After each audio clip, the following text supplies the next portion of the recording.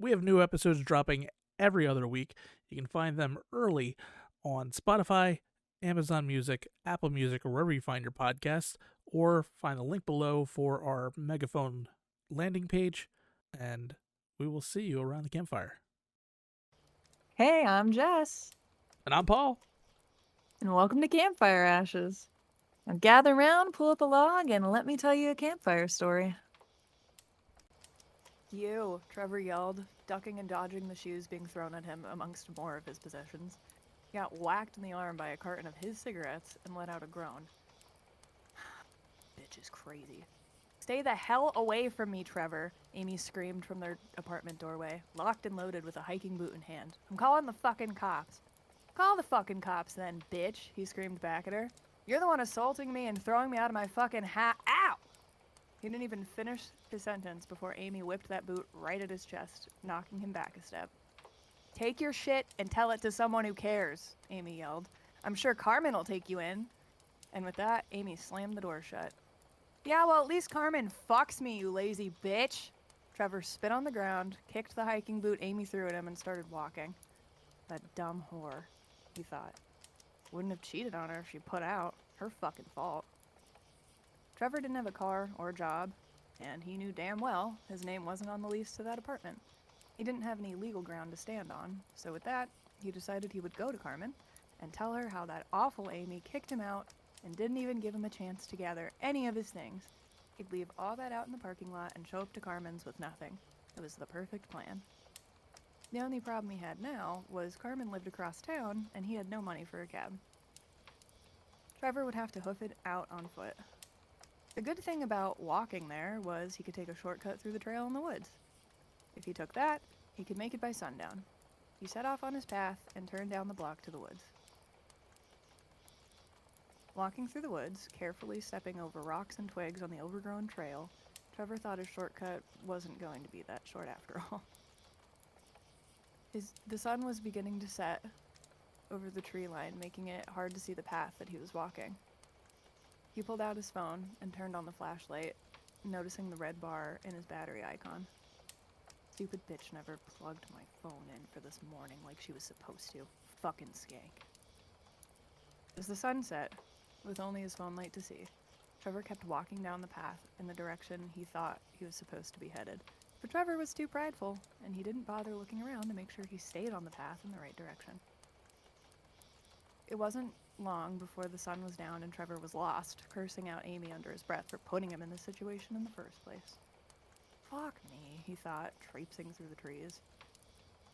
He kept on his path, figuring sooner or later he'd be out of the woods, and he'd just assess his situation once he saw streetlights again. A breeze blew past him, sending a chill up his spine when he heard almost right behind him a jaunty whistled tune. Trevor whipped around, shining his flashlight to see who was there. No one had been around when he came in, and since the path became overgrown, it wasn't often he'd run into people walking this path. This moment was no exception.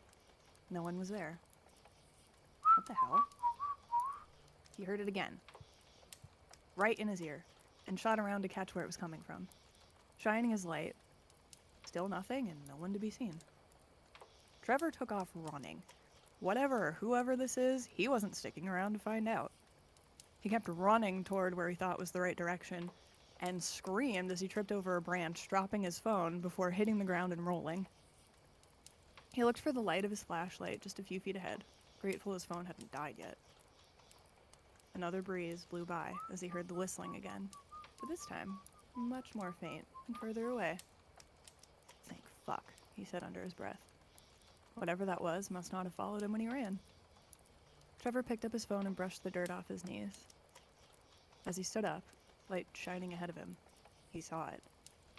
A 10-foot-tall man with lanky appendages, unkempt, shoulder-length black hair holding a brown sack over one shoulder, with a black hat covering the top portion of his face, revealing only a sinister yellowed grin. You like hurting women, Trevor? The gargantuan man spat at him. Before Trevor could answer, a gangly hand ripped into his side, fingers clawing into his skin, causing him to cry out in pain. I'm gonna enjoy hurting you, the spirit laughed. Trevor continued screaming as the man mouthed Trevor's belly button and slurped out his intestines like spaghetti, followed by his liver. In between feasting, the spirit moaned out, an alcoholic too. My favorite flavor of liver. Agonizing in pain, the last thing Trevor heard was, "You should have been a nicer person, Trevor. You could have kept your bones." Okay, I don't like Trevor, but okay. Yeah, Trevor's a fucking asshole. So, do you want to know, first of all, before I tell you what this is, why I chose this, and see if it, I don't know, I'm kind curious. kind of rings any bells for you? Okay. Do you remember the one time, I don't remember if I was in person with you or if I was texting you, and I said, "Hey, you're Venezuelan, right?" And you got real offended because Yeah. I should know that you're not. Because you're Okay. Ecuadorian. 'Cause Yeah. you're Ecuadorian. I remember. I'm a good friend. Well, this tale is of Venezuelan origin. So I was like, Okay. haha, that's funny. I was like, haha, that's funny because I got that wrong one time. And that's literally where I was like, okay, I'm gonna do this. This is this episode that I have to record right now. Like, that's it. This is what I'm writing. And that happened because I was scrolling through TikTok. I was on TikTok, and I came across, I believe his name is Ivan. His account, his @ is Gallivant of the Grotesque. And he told the story of El Cibon, which is the whistle man, or in English, the whistler. Okay. And I was like, oh man, that sounds fucking cool. Well, not for the victims, but he sounds fucking cool. Yeah, not for the victims. So I was like, oh, I can write a really good story about that. And I'm lucky because I thought maybe, this was more common and like I just didn't know about it, and apparently you didn't either. So I it's have cool. never heard of this. It's Fucking creepy as it was very creepy. This isn't like a visual media, but like when you were like he mouthed his belly button, I was like, oh, that's just like, I'm glad that I used the right descriptive words. yeah, it give was you just visual. not cool. I wanted to give you the visual there. Yeah. I'm sending you the TikTok now just so that you have it. It's like 7.5 minutes long and does a fantastic description of Okay. this, which I'm summing a lot of what he said up in this because he was my main source, because the Wikipedia page for this wasn't fantastic. And I felt like his research was so well done that it explained what I needed to know. It gave me enough to be able to write the story. So I want to link that in the show notes so everybody can watch it if they want, and give him a follow on TikTok because I think he deserves it. Okay. But yeah, so I'm going to call him the Whistler because I don't speak Spanish very well. I don't want to fuck that up and be really insulting. This is a Venezuelan tale from the Llanos region. Hope I didn't fuck that up. It's the double L, so not sure. But it started around the 19th century. Okay. And as legend goes, he's the Whistler is a lanky, emaciated man standing 3 meters tall. So then I had to look up meters to feet to make sure that I was right about it being 10 feet, and I was. So go me. It's like 9.8, but I'm taking it. I'm taking the L, or I'm taking the W, not the L. Anyway, 3 meters tall, carrying a jangling sack of bones, which are the bones of his victims. That's about it as far as his appearance, considering most of his victims don't live to tell the tale. But Okay. So Trevor's his target type. He targets womanizers, drunk men, adulterers, abusers, just like, wastoids of society, in my opinion. And apparently his too, because that's who he targets.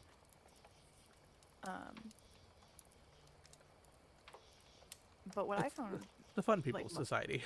sure, The yeah, sure. the ones you're just like, I wish they would just go get lost in the woods and die, and then they're like, oh, then here you she go. got lost in the woods and died.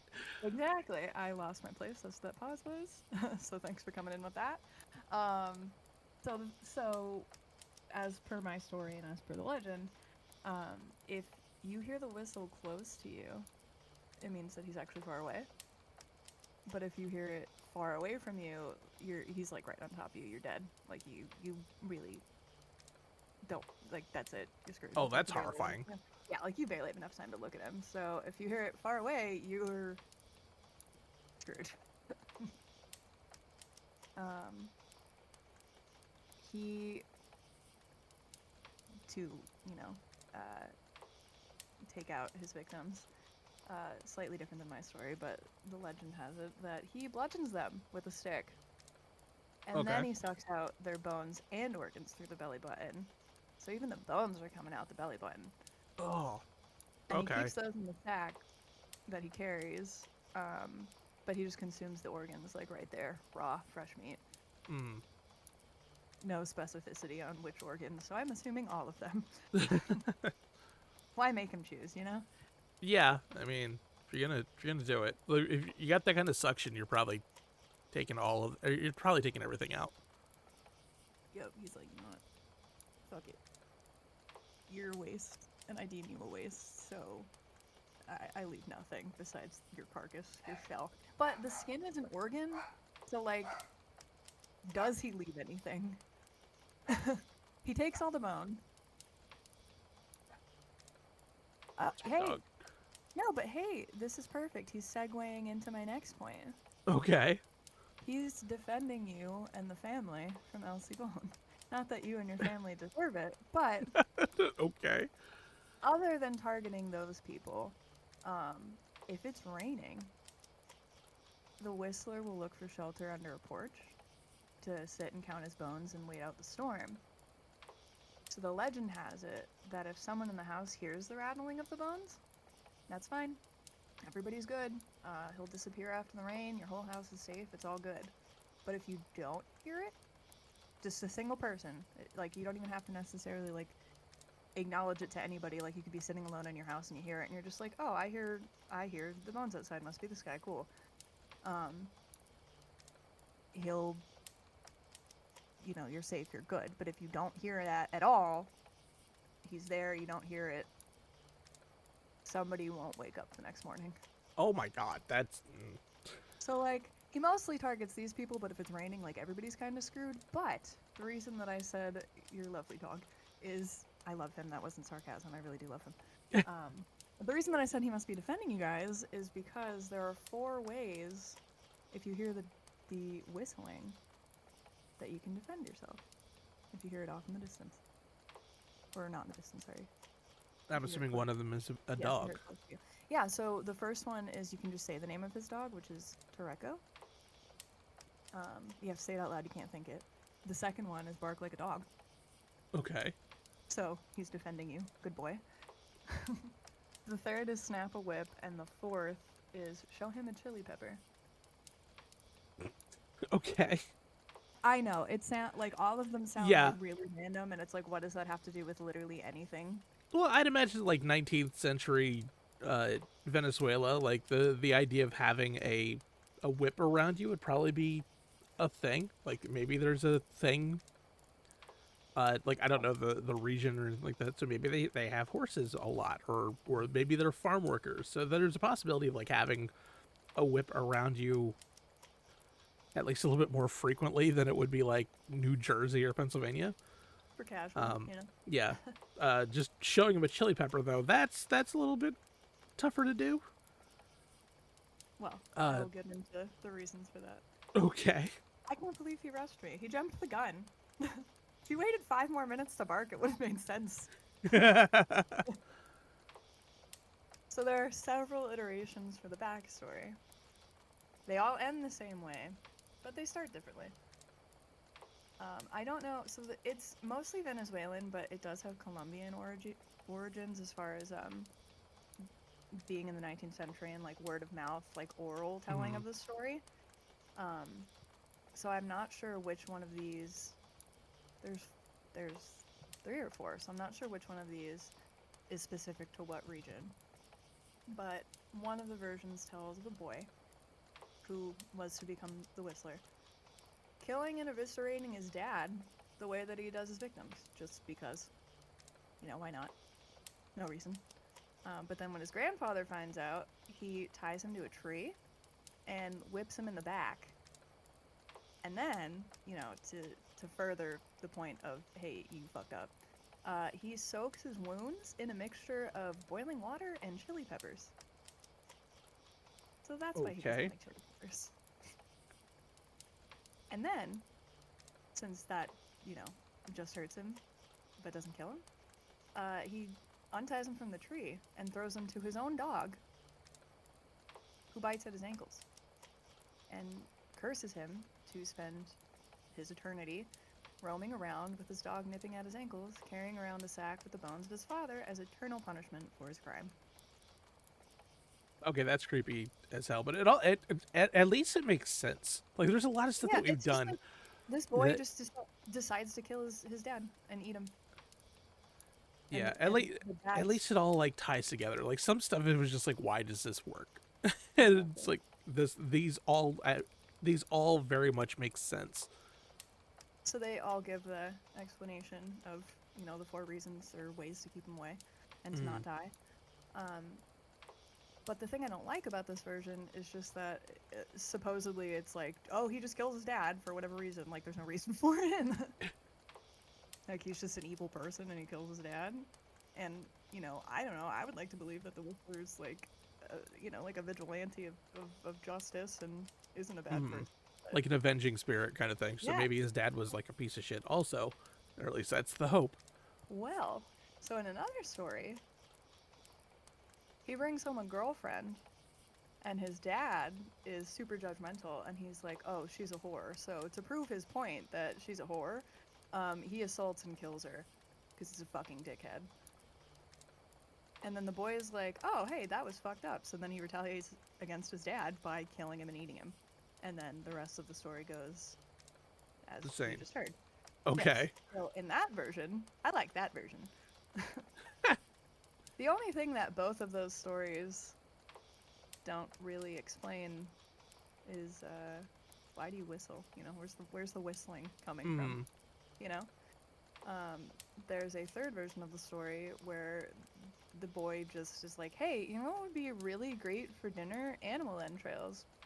And his dad's like, oh, word. So he goes hunting, but he comes home empty-handed. And the boy's like, well, that just won't do. So he kills his dad and then gives the entrails to his mom to cook for dinner, but doesn't tell her, like, where they came from. And then she finds out about the dad.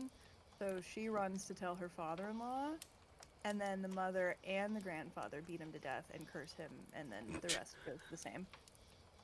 Which, again, don't really love that one because now his mom is beating him to death as well. And also he just kills his dad because he didn't get what he wanted. Also, he has a very strict grandfather. Yeah, what That grandfather is like, he is in on every story. It's like, we gotta take this kid down. Exactly. Like, I guess he just knew. He's just like, no. He's like, I helped raise this kid. I know he's a terrible person. He's just I'm going to tie him to a tree and throw pepper water at him. Like, what? Boiling pepper water. Boiling pepper water. After beating him with a whip, so he has open wounds. Mm-hmm. Oh God, that's. Yeah. That didn't even pop in my head. Oh. So, you know. Yeet. Not great. Yeah. Yeah. We've had. And then Yeah, the that's a creepy one. The fourth and most common story, which I think is like widely accepted as the most canon, and I take some of this to be true. For my personal belief, I take some of this to be true, but I'd like to believe that the Whistler was not a bad person, so I don't take all of it to be true. Okay. The story goes, there's a man named Joaquin Flores. He lived in the Venezuelan town of Barinas, which I know I totally just butchered, so sorry. Being tall and lanky, he was nicknamed Caniudo, which is long-legged. And sometimes he was called malcriado, which means spoiled, because he was a dick. And everyone knew it. So his father was like, okay, I gotta do something about this. You know, that's my kid. I gotta make him not a terrible person. Gotta teach him. So he takes Joaquin and the family dog, Chureco, out hunting to teach Joaquin to stop being so entitled and to do things for himself. You know, like try to correct his mistakes. Mm-hmm. But Joaquin, being a lazy asshole, just walked through the woods whistling a tune. Much to his father's chagrin, and he didn't bother trying to hunt or take the lesson seriously whatsoever. And then he's like, hey Dad, hunt the deer for me if you want me to stop whistling. And his dad was like, nah bro, do it yourself and cut this whistling shit because it's annoying. So then Joaquin goes, nope, absolutely not. I'm going home. I'm not doing shit. I am entitled and I don't like to do things, so I'm not hunting. So they both start walking home. You know, his dad's just like, okay, whatever. But it starts drizzling. So they're like, oh shit, we better hurry before we get caught in a big storm. And while they're on their way hurrying home to not get caught in the storm, they come across a twisted log in their path. And Joaquin is like, yo, Pops, straighten that out for me. Straighten that log out for me. And his dad's like, that's impossible. The fuck you mean? Like, how do you want me to straighten out a log that grew twisted? Like, I don't, you're not making sense. And then so Joaquin, with a smirk, this sick son of a bitch with a smirk, is like, see Dad, that's what happened to me. I grew up crooked, and you're attempting to straighten me out, even though this is your fault that I grew up this way. And Okay. And then he kills his dad and disembowels him and takes the entrails home to his mother, and yeah. Okay. Yeah. So he's not the greatest person. Like, there's a lot of these stories where he's just not a nice guy. That's what I'm saying. So like, I will take the origin part of him being entitled. But I would like to mash it together with the other story where he brings the girlfriend home and his dad is a bad person. And that's why he kills him. It's like, fine, he can grow up entitled, but then he learns that his dad's a bad person and he shouldn't be entitled, and then he kills his dad. I'll take that. That's my version. Okay. I want to root for him. Because, you know, he means well. Oh, there's a movie about this. Oh yeah, I was gonna tell you that. It came out in I'm like sorry. 2017 or I 2018. jumped the gun. Sorry. No, that's I was okay. just like looking at other stuff, Yeah. and I was just like, oh, there's a movie. Yeah, I think it's in Spanish. Mhm. It came out in 2017 or 2018, and it's called The Whistler Origins, and it's available for free on Prime Video and Tubi, according to Google. So if you want to watch it. It's on There you go. Prime. Yeah, supposedly, that's what Google said. I don't know. Huh. Okay. So the canon legend, the last one I just told you, it spawned the saying, "A twisted tree never straightens," which is apparently common in South America, and it's supposed to be a metaphor for like stop trying to change people, and people never change. But I feel like you kind of should try to change negative behaviors. And that people Yeah. can change if they want to, but I digress. You know. What are you gonna do? So, the legend, like I said, was told orally throughout the 19th century, but it was written down in 1966 by a man named Damaso Delgado after he supposedly encountered El Saban and lived to tell the tale. So my question is, like, is this guy the piece of shit target type and just knew the legend and just, like, threw a bunch of chili peppers at him or, like, barked at him or something? Or was he, like, in his house during a storm and he heard the bones on the porch? Because Could have been either or. he did write a brief description of the appearance. So I don't know. I feel like maybe he was just inside and like heard it and looked outside and saw him, and that's why. I mean, It that'd doesn't be. say anything about like, oh, you have to look at him, or like what happens if like he sees you looking at him on the porch. So I don't know that it matters. Like, I think it's just, oh, you hear it, cool, I won't kill you. Sorry for being on your porch. Because, like, he's a spirit, but still needs to get out of the rain for whatever reason. and sit and count his bones because I guess he just like wants to sort them out and see like, oh, how many femurs do I have? Well, that's a common like demon thing. Like there's if you just like go through the lores of a lot of things, a lot of like evil things. Like they like counting. I don't know why. It's a common It's a thing. thing with Fae too, like to Yeah.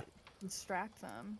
So You're yeah, it's a supposed to, like, possibility leave of things like out from the maybe account. there's some kind of tie in there where it's like maybe he just needs to like obsessively count his bones. Yeah, I mean, for all we know, he's got like a project that he needs specifically rib bones for, and needs to make sure he has like 17. I don't know. He's like, damn it, I'm one short. Where's a piece of shit so I can kill him? I need I the don't one He bone. does. I don't know what he does in his free time or what he considers free time. Like maybe he only goes hunting at night. I'm not sure. There was nothing about that I saw. There's no like specific time to avoid him. Yeah, and I mean maybe if it's raining, he just doesn't go out and he sits wherever he lives and counts his bones and builds furniture out of them. I don't know. I don't know what he does with his bones. What you do with your bones in your free time is not my business. Yeah, no thanks. So this guy that, for whatever reason, lived and was able to write this down, wrote the first written account of this story. And so a year later, in 67, the story was adapted for radio and was broadcast across Venezuela and then eventually worldwide. So not only is this folklore, but it's history now. Oh, okay. And then in 1975, the same guy started, I'm gonna butcher this, so sorry, the El Simon Llanera International Music Festival, which is still held now, every November. And Interesting. it's a bunch of musicians and writers and dancers and creative types that get together to tell stories of folklore and legend. Not just his story, but any.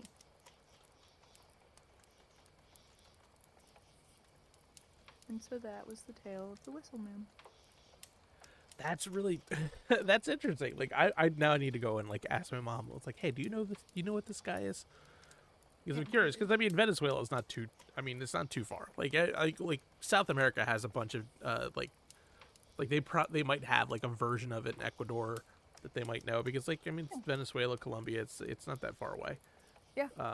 So I mean, like I'd imagine regionally there's probably something similar in Ecuador that would be like creepy and weird and kind of along the same lines as this. But And I it mean, was maybe it's written not. down- It was written down and recorded as a broadcast on the radio in the 60s. Yeah. His parents were So alive. yeah, they were definitely alive for it. So yeah, my mom may have listened to it. Yeah. Should ask her, follow up with that, let me know. But I will. let us all know. Oh, that's creepy. Yeah. There's like certain, like the Wikipedia page has a drawing of him that's pretty creepy. Mm-hmm. Yeah, I saw the Wikipedia page. I was like, ah. But Not cool. yeah, I mean, I don't know. He doesn't sound all bad in some versions. Well, he doesn't look like horrifically scary, but like it's creepy. When you think about, hearing whistling and he's 10 feet tall and like emaciated. It's a little Okay, well I keep forgetting that he's 10 foot tall. Yeah. and emaciated. Yeah, he's a thin boy. Yeah, lanky. Well, that's it for this episode, but don't forget next episode, or the next 2 episodes, it's Christmas time. Christmas time. I'm Captain Christmas. I love Christmas, but I mean, we can't just do like Happy Santa Claus stuff because that's not our podcast. So you're Captain Christmas, and my favorite is Halloween. I am the queen of Halloween. So The next 2 episodes you combine our get, love. yes. So the next 2 episodes you're gonna get are gonna be Christmas themed. That's still scary. Don't They're worry. still gonna be scary. Like, yeah, we're not gonna It's be like, still on hey, brand. the origin of Saint Nicholas. No, we're not going there. Although I'm sure Mayan, most of you will know. And if you don't, I am sad, and I'm glad that I can educate you on it, and I hope that you never forget about it. Yeah, and mine is actually relatively obscure, but it's going to be a lot of fun. The story should be very, very fun that we get to write for them. I cannot wait. Yeah. Paul knows what I'm writing about, but I don't know what he's writing about, so I'm excited. Mm-hmm. Well, it's because you call this Well, one every now. Yeah, every now and then. Yeah, every now and then we'll be like, hey, don't do this one because like we wanted to do it. Like the only thing that we really like. Yeah, some of the ones that like I'm not for gonna example, the Jersey Devil. I knew you were gonna do that for sure. I just didn't know when. Yeah, you weren't allowed to do that one. That was mine. No. Like, and there's Well, a you couple can't of do like the Pennsylvania one whenever I decide to do him. yeah. So like we can't. We didn't want to do that. So, this one I know she wanted to do. So it's just like, yeah, you can have that one. I'll look for something else. And I found this. And I'm like, oh, okay, we're good. We're fine. I mean, there are more. There's nothing stopping us from doing more than 2, just like we did for Halloween. No, we're not doing that. No, that was a lot. Sorry, it was so much fun. That was stressful. It was great. Like we had a fun time of it. It was a little bit stressful, and you're just getting over being sick, and holiday season is always hectic. So like, yeah, I'm not trying to go do like 4 weeks of Christmas content. That's fair. And shout out to Shan for guest hosting when I was sick. Mm-hmm. And we also have so like later on probably like next in a couple weeks or so we'll release an episode where she guest starred on 2 episodes. Like we recorded them back to back. So you didn't think we were just gonna have her come here to comment, did you? Yeah, no. She actually wrote her own story, and it's creepy as hell. And I can't wait for you guys to hear it. I'm so excited to hear it because I missed it. I didn't sit in on the recording when I was sick because I wanted to be surprised. Mm-hmm. Yeah, it is. It's a rough one. So I'm excited for it. So yeah, we'll catch you around Christmas time. And remember, last one out douses the fire. If you heard something, no, you didn't. And if you're here with us next time, that means you made it to morning.